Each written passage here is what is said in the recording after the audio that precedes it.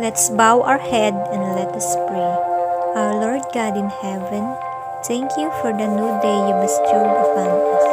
Until this moment, we still have our borrowed life and strength from you.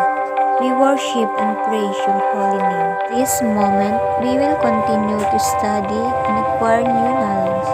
May you bless your students' witty brain to think fast and an acquiring mind to be curious on whatever knowledge they will learn today. Most importantly, bless them with your wisdom and a heart that will follow your commandments in order for them to become worthy in their studies. Know that in recent times, most are suffering from hardships, economic crisis. We humbly ask you to bless the parents of these students. May you shower your abundant blessings and prosperity to each of their homes, so that we can use this not only for our daily lives, but especially for the performance of our duties to your holy name. Through Jesus' name we pray. Amen. Good day, learners! It's a brand new day, a brand new chance to learn. I am Loremia, and I'm very excited to bring you today's lesson to set your mind, ready your heart, and embrace yourselves. At the end of the lesson, you must be able to state the meaning of compare and contrast, use graphic organizer to compare and contrast, and construct sentences using the keywords for comparing and contrasting. Last meeting, we discussed about facts and opinion. Can you differentiate them? Fact is something true or real, while opinion is an assumption or personal view. Let's take a look at these pictures and try to compare them. They are both beauty queens. Very good. They won the Miss Universe pageant. Good job. How about their differences? Pia Wurtzbach won the Miss Universe crown in the year 2015. Catriona Gray won the Miss Universe crown in the year 2018. Based on the activity I've given you, do you have any idea about the topic we will be discussing today? Our lesson for today is all about compare and contrast. What do we mean by compare and contrast? Compare means to identify the similarities. Here are some examples of sentences that compares. Let's examine these sentences one by one. Number 1. The two rooms are similar in size.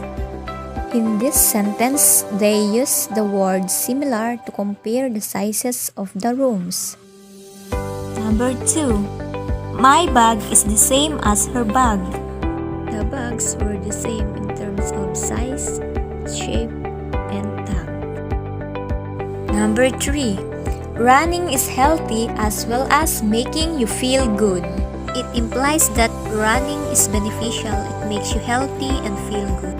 Number 4. You are also allowed to see your son. In this sentence, they use the word also. Number 5. Both Bon and Jan enjoy playing basketball. Sentence number 5 uses the word both to compare Jan and Von. What are the keywords used in comparing? Some keywords used to compare are some, also, like, both, similar, similarly, as well as. What does contrast mean? Contrast means to identify the differences. Here are some examples of sentences that contrast.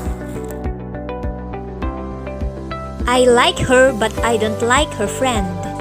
The keyword in this sentence is but. Number 2. The wall looks different without the painting.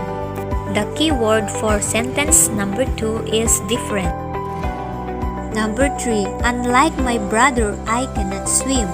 The keyword for number 3 is unlike. Number 4. I know him, however, he doesn't know me. The keyword for this sentence is however. Number 5. Anna is friendly while Zia is a loner. The word while is used to contrast the personality of Zia and Anna. What are the keywords used in contrasting? Some keywords used to contrast are different, difference, but, unlike, although, however, while, on the other hand. Graphic organizers like Venn diagram are useful to compare and contrast things, people, foods, animals, places, and many others.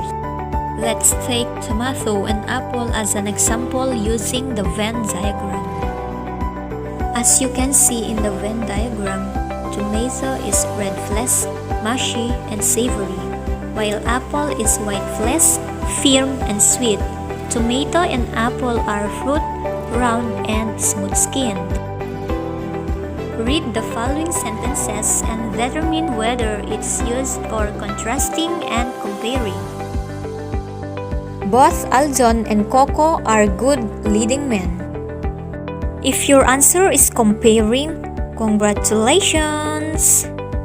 Number 2. Thomas likes ice cream but his brother Dan prefers hot chocolate. If your answer is contrasting, good job! Number 3. It's important to remember that time is money, even though many people believe that money is more important. What is your answer? Is it contrasting? Correct. Number 4. Unlike time and money, desire for new learning is an unlimited resource. The correct answer for number 4 is contrasting. Did you get it? Okay. 5. While Anna is a nurse, her sister Maria is a lawyer.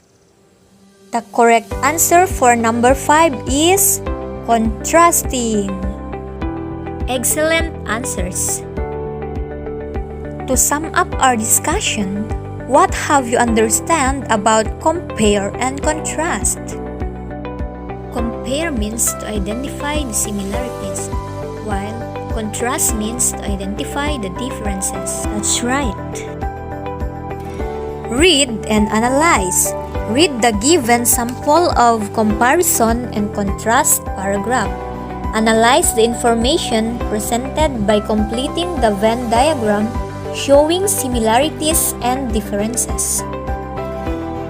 Chinese and American Families by Carrie Lee. Families in China and United States are alike in some way and different in others.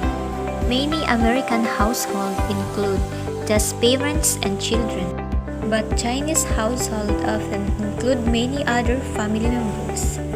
Most Chinese families have only one child. However, American families often have 2 or 3 children. Both cultures teach respect for older people, but Chinese culture is strict about it.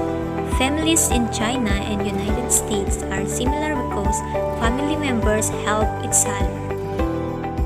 Send your answers at my email account loremiapareha@gmail.com.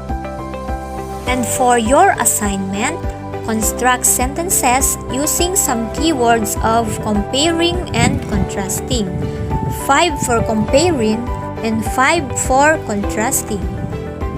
You can send your answers at my email account loremiapareha@gmail.com. Again, I'm your teacher Loremia saying that